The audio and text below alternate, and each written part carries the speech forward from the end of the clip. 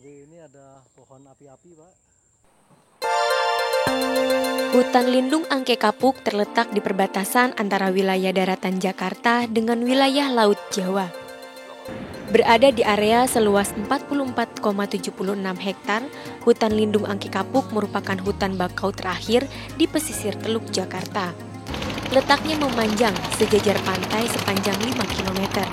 Tumbuhan yang hidup di daerah ini antara lain bakau dan api-api. Keduanya termasuk ke dalam kategori tumbuhan rawa atau mangrove yang berfungsi memecah gelombang laut dan menahan intrusi air laut. Sayang sekali seperti halnya hutan bakau di wilayah lain di Indonesia, hutan lindung Angke Kapuk juga tengah berada dalam ancaman. Alih fungsi lahan menjadi pemukiman dan daerah tambak kerap menjadi masalah. Belum lagi ancaman pencemaran dari laut dan dari muara sungai. Berupaya membantu merehabilitasi hutan lindung Angke Kapuk, The ITV Indonesia bersama dengan para pelajar dari 3 sekolah menengah di Jakarta, Conservation International Indonesia, Yayasan Buddha Seci dan Sinarmas melakukan penghijauan di tempat tersebut. 1.000 bibit bakau ditanam di area tersebut dengan harapan mampu meningkatkan fungsi alami hutan bakau. Kegiatan ini mendapatkan tanggapan yang beragam dari para peserta reboisasi. Ini pertama kali. Biasanya di rumah-rumah lah kita tanam ya pohon-pohon apa gitu, nggak di taman di rumah. Itu. Kalau Bapak sendiri dengan pohon bakau ini apa sih Pak manfaatnya bagi Bapak? Manfaatnya mungkin untuk menjaga lingkungan. Ya seperti kita ketahui waktu tsunami di Aceh itu juga ya. Jadi kalau misalkan kita ada ancaman mengenai tsunami, mungkin tanaman bakau inilah yang akan menghadang ombak dari laut itu. Saya memang berusaha konsen dengan persoalan lingkungan dan tentunya dengan mengajak anak-anak atau peserta atau siswa sekolah ke sini adalah berusaha mengenalkan manfaat atau nilai penting dari mangrove itu sendiri buat lingkungan di sekitar, khususnya di daerah pantai.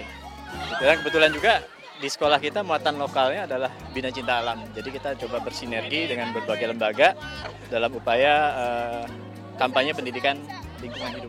Iya, saya merasa ini kegiatan merupakan kegiatan yang penting ya. Yang pertama mungkin anak harus cinta lingkungan dan dia udah harus tahu bahwa bumi Indonesia ini ya boleh dibilang udah pohon atau hutan udah banyak yang mati, sehingga bahwa anak-anak harus punya keinginan, minat untuk mencintai lingkungan. Salah satunya ya kegiatan menanam pohon bakau ini.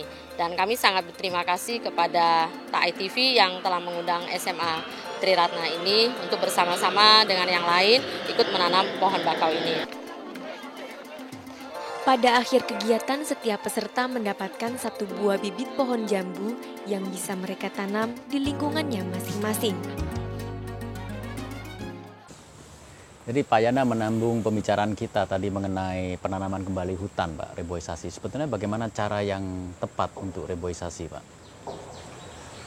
Ya tadi kembali saya bilang yang pertama itu adalah benih yang baik. Karena kalau benih itu segala-galanya. Kalau benihnya itu kurang bagus, dipeliharanya itu juga sulit. Jadi benih bagus. Yang kedua tentu saja pemeliharaan itu harus 3 tahun minimal, ya minimal 3 tahun, kalau bisa 5 tahun, karena 5 tahun seperti ini bagus sekali, jadi mungkin tidak akan mati dia. Persentase kematian tuh kan banyak sehingga harus disiangi, yang mati diambil terus dikembalikan, diganti gitu.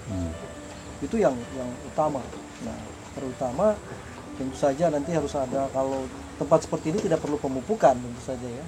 Tempat yang banyak juta itu berapa? Tapi kadang-kala perlu juga pemupukan, Pak. Ada yang memerlukan. Ya sebenarnya kalau di hutan alami itu ada pupuk alami, ya daun berguguran kemudian dengan sendirinya menjadi pupuk alami. Tapi kalau di tempat yang terbuka seperti itu kan nggak ada, jadi harus ada pemupukan. Itu bedanya. Jadi kalau di hutan ya dengan sendirinya dia di pupuk alami. Kalau kita bicara hutan yang ada di gunung dan juga hutan yang ada di pesisir seperti hutan bakau, Pak, itu beda ekosistemnya, Pak ya? Berbeda sekali. Perbedaannya ada di mana dan bagaimana cara kita treatment ekosistem yang berbeda itu, Pak? Kalau di hutan bakau kan ada pengaruh air laut. Jadi airnya payau. Dan tumbuhan yang hidup di hutan payau berbeda sekali dengan hutan pegunungan. Jadi kita tidak bisa menyamakan ya. Tumbuhan-tumbuhan yang di sini misalnya memang spesifik untuk daerah bakau. Ya bakau, ada api-api, ada namanya vegetasi mangrove.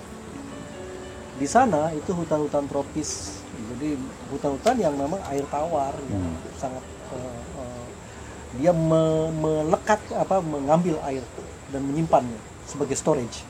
Itu yang bedanya. Mana yang lebih penting, Pak, sebetulnya kita melakukan penanaman atau kita sendiri menghemat lingkungan, menghemat air, menghemat listrik dan lain sebagainya, Pak? Kalau ada hitung-hitungannya? Ya, kalau sekarang ini dua-duanya. Dua-duanya? Dua-duanya, karena kita sih udah parah sekali, Pak. Lingkungan kita tidak bisa diregenerasi alami lagi. Jadi harus ada intervensi manusia. Fungsinya harus fungsi ekologis, Pak. Artinya itu bukan hanya ditanami dengan akasia dan sebagainya, Pak, tapi harus bisa menjadi fungsi ekologis. Burung bisa hidup di situ, sehingga tidak akan banyak lagi serangga-serangga rusak kalau ada burung dan sebagainya. Jadi ekosistemnya harus besar.